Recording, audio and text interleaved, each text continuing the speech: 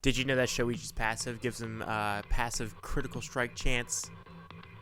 So I tried building critical strike Shoichi, and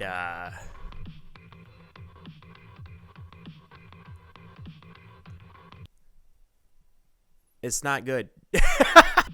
This is Shoichi in a nutshell, baby. I didn't press record.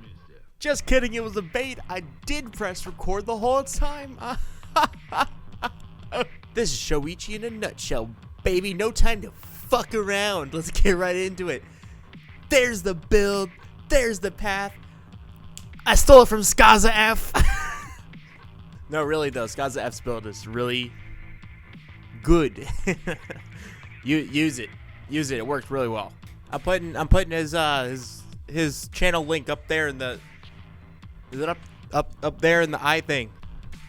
Go sub to him. Pawn starts really nice just because it's really quiet a lot of the time, and honestly, who the fuck likes Pond anyway?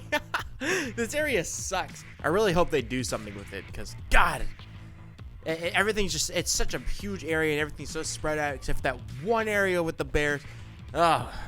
Early on, make sure you grab a branch because that upgrades your weapon to green and that gives you a fighting chance. Not too much of one though, because Shoichi's really weak until you get to school. And I'm gonna reiterate what I said in the Adriana video. Please watch it if you're interested in Adriana or Eternal Return. Again, it's gonna be in the is that called an iCard? iCarly. It's in the iCarly. What? Don't just craft your item. Go to a box before you craft the item, and then craft the item before you can even see what's in the inventory. It'll make your looting a lot faster.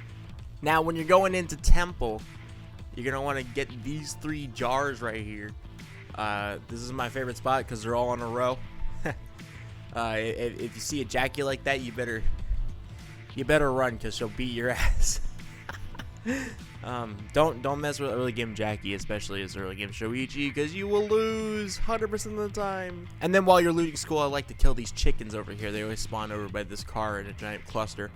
And now it's finally the time to actually talk about Shoichi's abilities. Shoichi's Q is Good Faith. He lunges in a line after a short cast time and does a little stabby stab. If he successfully hits something with Good Faith, it then turns into Bad Faith.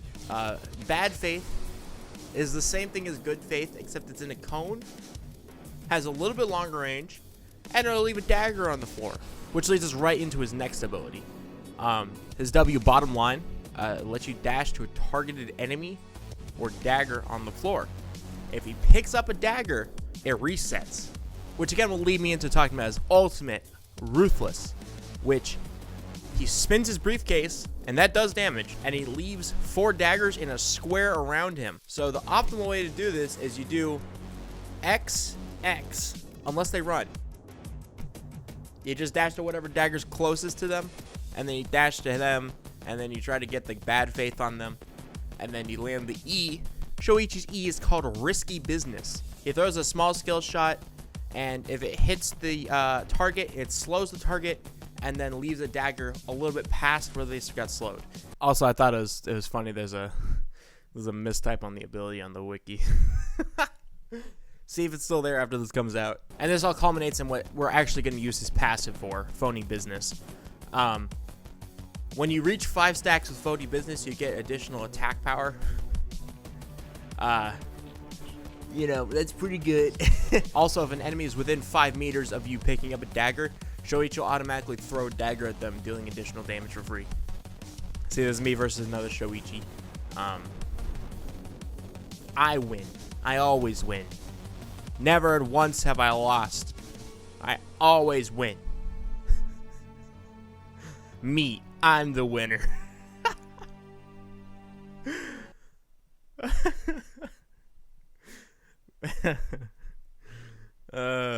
There's not too much to go in depth about with Shoichi. You want to pick up as many daggers as possible and dash as many times as possible to get your passive up. So that's how you play Shoichi. Transition.